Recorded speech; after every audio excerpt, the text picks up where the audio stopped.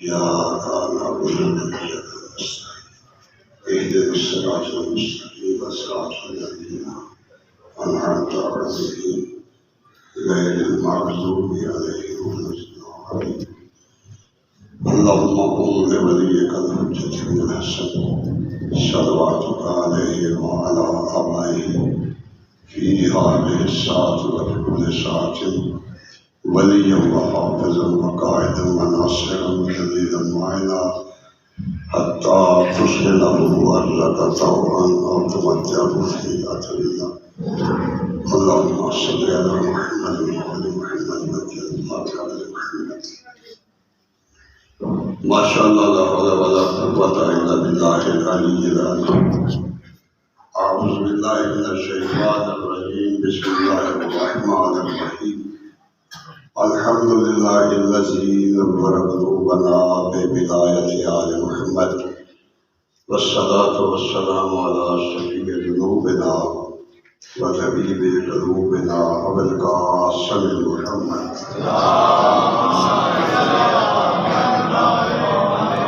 وآله الطيبين الطاهرين المعصومين المظلومين. أما بعد فقد قال الله سبحانه وتعالى في القرآن المجيد والفرقان الحميد وهو أصدق الصادقين وقوله الحق.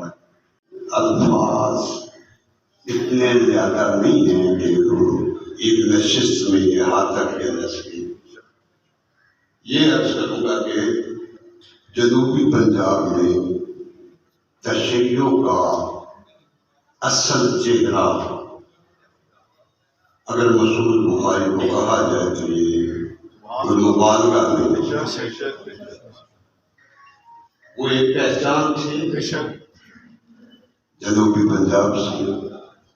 یا یوں عرض کر سکتا ہوں کہ سید الشہداء کا بڑا خوبصورت ایک جملہ ہے کہ انسان تو ہر روز لوگوں کے گھروں میں جنم لیتے ہیں. انسان ہر روز لوگوں کے گھروں میں جنم لیتے ہیں. انسانیت کبھی کبھی کہیں کہیں پیدا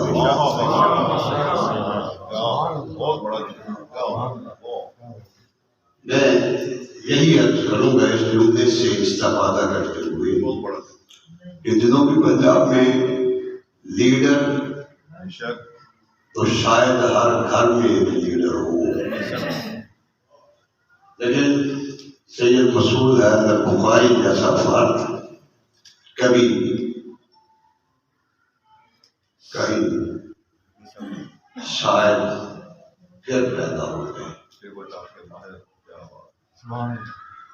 انہوں نے اپنی زندگی کو بھرپور طریقے سے انجوائے بھی کیا اور اس میں کام بھی کیا. وہ کسی دانے صورت میں بڑا خوبصورت کہا کہ آثار بتاتے ہیں امانت عظیم. یا یوں کہا جا سکتا ہے وہ ایک شاعر نے بڑا عجیب سا وہ گزرا ایک بت کلا کے سامنے سے تو اس نے دیکھا سنت راستہ. اس نے کہا کہ میرے ہاتھوں سے تراشے ہوئے پتھر کے صنم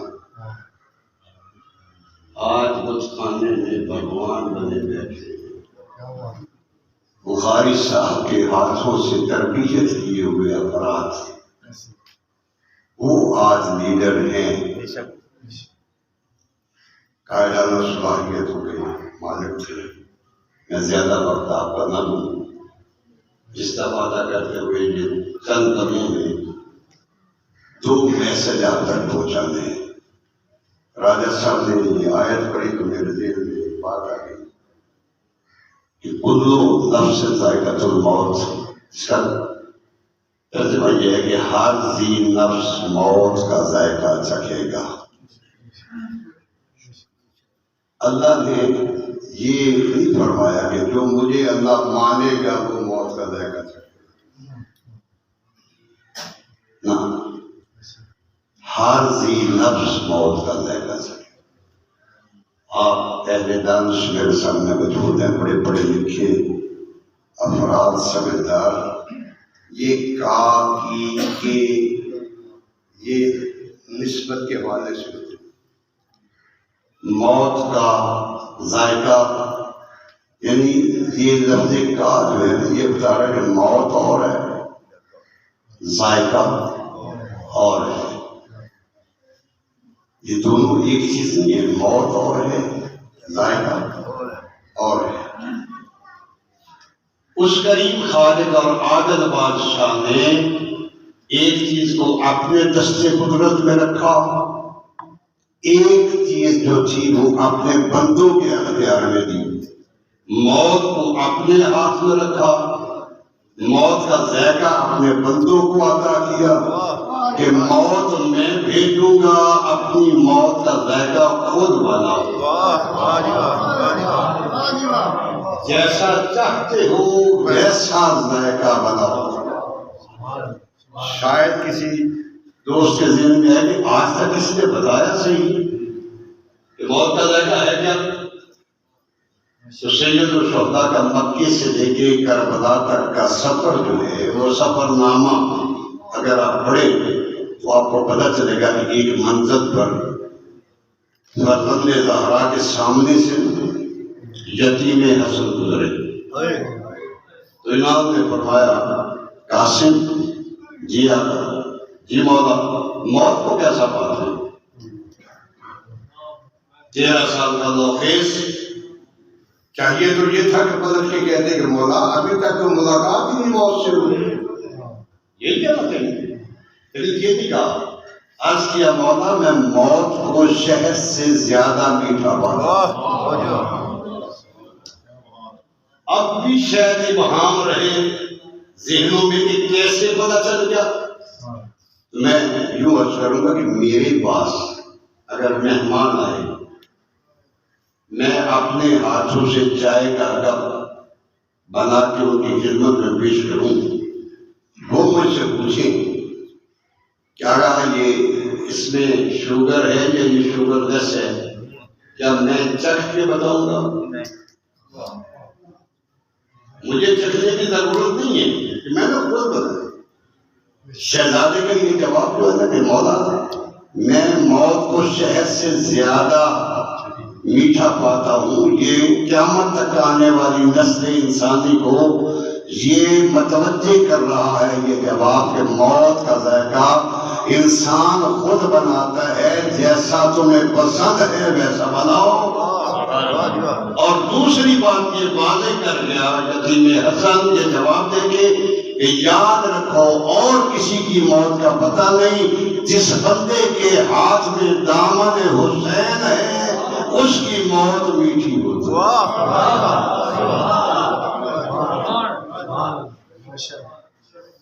ایک چیز عرض کرنا کر کے میں آپ سے اجازت چونکہ دامن وقت میں تو اتنی وسعت ہی نہیں ہے، وہ پیغام آپ تک پہنچانا ہے کہ اچھی اولادیں،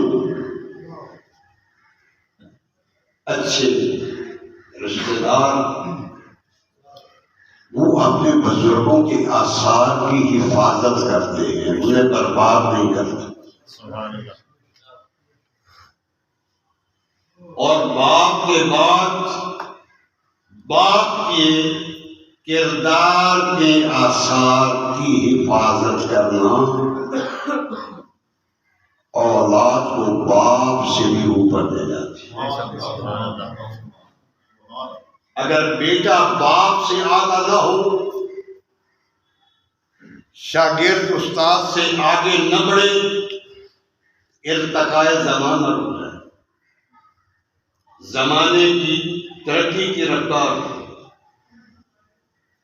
میں جس دن کا میں نے سنا نا سید مسعود حیدر بخاری صاحب اس دار فانی سے پوچھ کر گئے، واللہ باخدا میں اس دن سے سوچ رہا ہوں کہ وہ اتنا بڑا منتظم ملک سے کافی دور بیٹھ کے ایک ایک چیز کو اس نے اس انداز میں محفوظ رکھا ہے، کتنی انتظامی صلاحیت ہے اس بندے کے پاس۔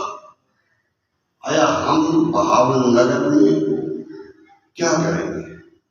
لیکن پھر قرآن پاک کی ایک آیت ہے، مولوی صاحب میرے پاس سامنے موجود ہے، ان سے ڈرتے ہوئے میں یہ بات کر رہا ہوں کہ ذات توحید کا یہ وتیرہ رہا ہے کہ جب کوئی نعمت اٹھاتا ہے اس سے بہتر یا اس جیسی عطا کرتا ہے. اگر ہم سے انہوں نے بخاری صاحب کو دے دیا نا انشاءاللہ اس ذات پروردگار سے میں مطمئن ہوں کہ وہ خالق ایسا انتظام فرمائیں گے، ایسے اسباب مہیا فرمائیں گے کہ ہمارے پاس ان سے بہتر تو ممکن نہیں نظر آ رہا مجھے. خالق کے لیے تو کوئی مشکل نہیں ہے، کیونکہ میں تکلیف کی باتیں کرنے کا عادی نہیں ہوں، صاف صاف باتیں کر رہا ہوں. البتہ ان جیسی کوئی ہستی اللہ ہمیں بہت جلد عطا کرے گا تاکہ یہ نظام جو ہے یہ چلے گا اور چلتا ہے. لیکن ان جیسی خوبیوں ایک پیکر میں اکٹھی ہونی بہت مشکل ہے. ہر جنازے کے بعد آخری بات، جنازے کے بعد ایک اعلان ہوتا ہے. دو چیزیں مشترک ہوتی ہیں تمام جنازوں میں.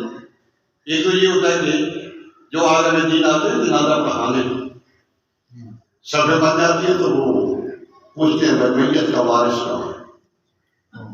وارث آ جاتا ہے تو اس سے اجازت طلب کرتے. کبھی سوچا آپ نے؟ جب مجھے بلایا گیا جنازہ پڑھانے کے لیے پھر وہاں کھڑے ہو کے میں اس وارث سے اجازت لے رہا ہوں. کیوں؟ اس لیے کہ شریعت مقدسہ میں اسلام نے یہ حکم دیا ہے جو وراثت میں سب سے قریب ہے اس کا حق بنتا ہے وہ میت کو غسل دے، کفن دے، نماز جنازہ پڑھے، دفن کرے. تو ہم اجازت اس لیے مانگتے ہیں کہ بھائی یہ حق تیرا تھا، تو اگر اجازت دے تیری نیابت میں یہ انجام ہوں. دوسرا اعلان جو ہے وہ سارے جنازوں میں ہوتا ہے، وہ یہ ہے کہ بھائی مرنے والے کے ہاتھ سے زبان سے کسی بندے کو تکلیف پہنچی ہو اس کو راہ اللہ معاف لین دین کا معاملہ ہے اور ساتھ سے رابطہ کرتے ہیں. بخاری صاحب کے جنازے میں بھی یہ اعلان ہوا. اگر یہ ہر جنازے میں ہم اعلان سنتے ہیں تو میں عرض کروں گا کیا پھر ہم ایک دوسرے کی موت کا انتظار کر رہے ہیں کہ بھائی کی زبان سے یا ہاتھ سے مجھے دکھ پہنچا ہے تو میں اس انتظار میں بیٹھا ہوں کہ بھائی کا جب جنازہ پڑھنے لگے گی جنازہ گاہ میں گناہ اس کی خطائیں معاف کروں گا. جو کوتاہیاں، جو غلطیاں، جو اپنے اوپر کی زیادتیاں میں جنازہ گاہ میں اپنے بھائی کو معاف کر سکتا ہوں، اپنے دوست کو معاف کر سکتا ہوں، بندگان خدا کو زندگی میں معاف کر تاکہ یہ معاشرہ ایک جنت نظیر معاشرہ بن جائے. اسی جملے کے ساتھ کہ اللہ مجھے آپ سب لوگوں کو اپنے بھائیوں سے معافی مانگنے اور ان کو معاف کرنے کی توفیق عطا فرمائے اور خالق بخاری صاحب کو جنت الفردوس میں مقام عطا فرمائے اور ان کے مرشاد کو صبر جمیل اجر جزیل عطا فرمائے. والسلام علیکم.